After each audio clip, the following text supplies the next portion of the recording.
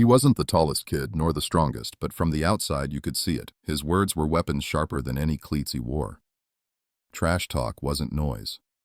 It was a kind of mind game, a jab that made wide receivers clench their jaws and break their focus.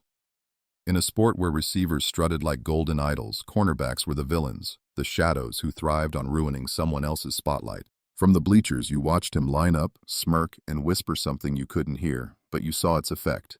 A false step, a frustrated shove, a dropped ball.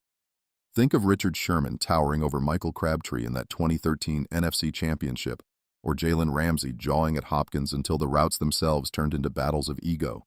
That was the essence. Not just defense, but psychological warfare, where words carried as much weight as speed or footwork. And for him, it wasn't arrogance. It was survival. Under the fluorescent lights of the film room, he looked less like an athlete and more like a codebreaker. Coaches said speed was everything, but anyone watching closely could see it wasn't just his legs, it was his eyes. He studied wide receivers the way poker players read a twitch of the wrist or a glance too long at the river card. Shoulders leaning, that meant slant. Hips opening, go route coming. By kickoff, he wasn't just covering a man, he was predicting him. From the stands, people assumed it was raw talent, but the truth was uglier. Sleepless nights rewinding the same snap, ankles swollen under ice packs while textbooks lay untouched on his desk. Being a student athlete meant sacrificing both. Grades barely hanging on, body taped together with stubbornness. This wasn't glamorous, it was survival. Funny thing is, those sacrifices never showed up on highlight reels. What people remembered were the interceptions, the celebrations. Nobody cheered for the hours alone in the dark, whispering tendencies to himself like a mad scientist. Yet that was the real story of college ball. Not the athletic freaks who outran everyone, but the grinders who built an extra half step in their mind before the play even started. And maybe that was his edge. He didn't just run with receivers, he lived inside their heads. But the cruel part? Even brilliance has an expiration date. Because in college, everyone is fast, everyone studies film, and sooner or later, someone else learns to read you. The first time he lined up against a veteran receiver, it felt less like football and more like chess played at warp speed. The receiver's jab step wasn't just quick, it was calculated, a magician's sleight of hand that left rookies swiping at air. Quarterbacks, too, were different here. In college, a late break might still bail you out. In the NFL, a half step late meant the ball was already spiraling over your shoulder, perfectly placed where only the receiver could touch it. And then there was the locker room. Respect wasn't handed out with the playbook, it had to be earned, often painfully. Rookies carried pads, fetched snacks, sat quietly while the vets cracked jokes about camp bodies. One misstep in practice and you weren't just embarrassed, you were disposable. Coaches didn't see a young man learning, they saw a late-round contract they could shred without hesitation. Every rep, every drill was a trial by fire. Funny thing is, fans only see the Sundays. They don't see the Tuesday scrimmage where a rookie corner gets mossed 3 plays in a row by a Pro Bowl vet, or the quiet moment after practice when he sits at his locker, calculating how much guaranteed money is left on his deal and how close he might be to losing it. Still, even amid the haze of doubt, there were flashes, a tipped ball in camp, a surprise interception on the starting quarterback, a moment when everyone turned their heads. For an instant, he wasn't a rookie anymore. He was a threat. But in this league, moments vanish fast. And the real question wasn't, could he make a play? It was whether he could survive long enough to get another chance. One play. That's all it took. 60 snaps of perfection erased by a single misstep. A corner could hold a Pro Bowl receiver to 0 catches, drag a quarterback's rating down into the 50s every time he dared to throw their way, and yet nobody noticed. But let the receiver win once. Let him dance in the end zone just once, and that clip will loop forever. ESPN tweets it. Fans meme it. Twitter spaces light up like a funeral for your reputation. It's not theory, it's history. Think Marcus Williams and the Minneapolis Miracle. He wasn't a bad player, he was a rising star. But one missed tackle and he became a permanent punchline. If that can happen to a safety, imagine the microscope on a cornerback. Already the loneliest job in football. They call it an island, but it's really a stage, and every eye in the stadium waits for you to drown. Before the snap, confidence hums like electricity. Clamp him one more time. After the snap? If you slip, if the ball arcs perfectly over your shoulder, the electricity flips into static. You don't just lose a rep, you lose silence, because silence is safety, and the moment it breaks, quarterbacks smell blood. They come back at you again and again until doubt sets in deeper than fatigue ever could. The cruel irony is that excellence feels invisible, but failure glows in neon. And the deeper truth, even when you fight back, even when you win the next rep, the crowd doesn't remember the recovery. They only replay the collapse. That's the math of being a corner. 59 minutes and 50 seconds of invisibility, 10 seconds of infamy. And somewhere in that cycle, between dominance that no one praises and mistakes that no one forgives, the game begins to whisper its next lesson. Time is undefeated. It never announces itself with a headline. One Sunday, a cornerback is still locked down, shadowing the league's best.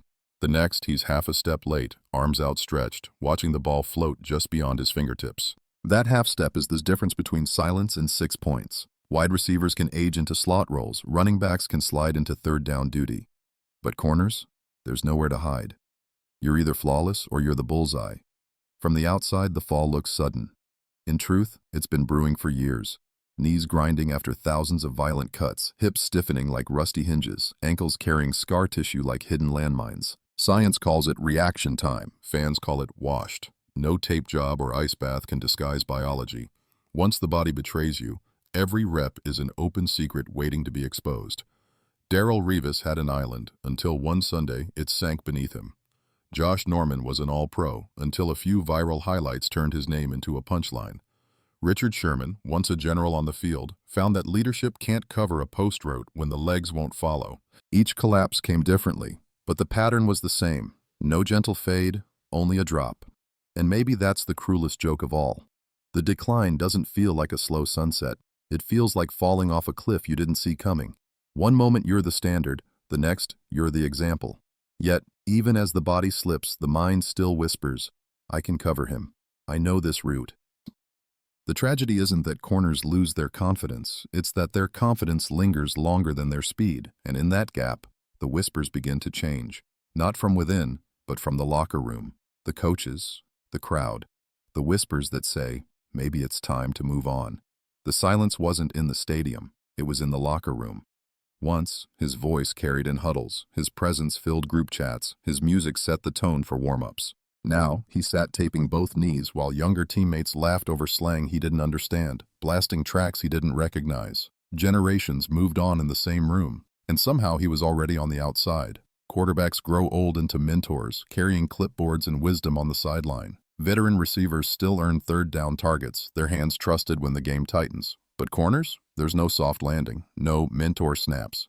You either run step for step with a 4-3 receiver, or you become the 15-second clip someone posts with a laughing emoji. Fans, too, have short memories. A lockdown season? Forgotten. 10 passes deflected? Vanished. But one stumble, one highlight catch against you, and suddenly you're immortalized, not as a shutdown corner, but as a meme. It's not legacy, it's ridicule dressed in neon font. From the outside, it looks like respect. Teammates still dap him up, coaches still call him a great presence in the room. But the truth hides in what's missing. No longer in the game plan, no longer in the conversation, no longer in the future. And yet, there's a crueler twist. In the quiet moments after practice, watching the rookies laugh and scheme in corners of the locker room, he realized the game hadn't pushed him out. It had simply moved on without him. He was still running sprints at dawn, still cutting out of his breaks with surgical precision, still sweating through drills that looked indistinguishable from those of active pros. From the outside, you'd swear he belonged on a roster. But the truth lingered in silence. No contract, no paycheck, no trainer waiting with Gatorade. Every dollar for nutrition, for rehab, for a private coach came from his own pocket now. Training wasn't employment anymore. It was an expense.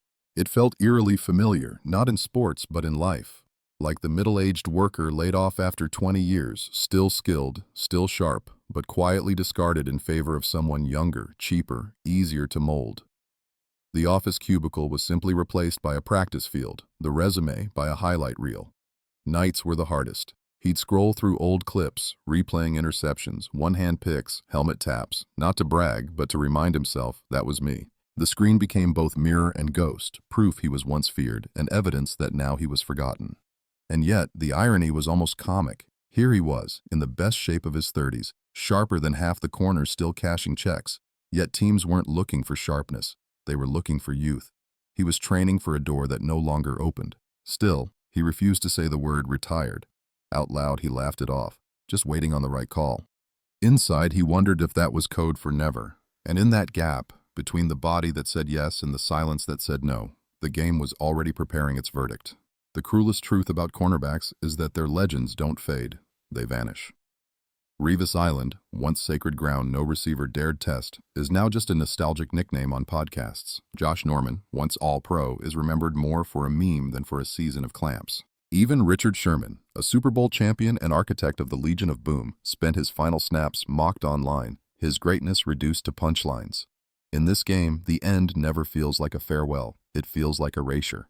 From the stands, it looks ruthless. Quarterbacks grow old into mentors, receivers slide into the slot, even linebackers hang around on special teams. But corners?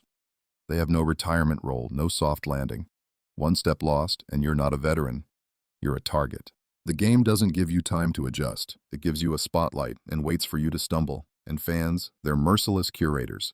They won't replay the months you shut down elite receivers, only the seconds you slipped. They don't archive consistency. They immortalize collapse. It's a strange kind of fame, to be invisible in success, unforgettable in failure. Which raises the question, is there any position in sports more unforgiving than cornerback? Maybe not. And maybe that's why, outside football, it feels so familiar. Every career, every profession has its moment of irrelevance, the instant the world moves on without you. But in the NFL, that moment isn't hidden in boardrooms or offices. It's broadcast in HD, looped on Twitter, and laughed over for years. So the cornerback walks away without ceremony, still training, still sharp, but unheard. Not because he chose to leave, but because silence chose him. And that's the rule. Or maybe the cruel twist is that it was never a rule at all, just the way the game teaches us that time, not talent, is undefeated.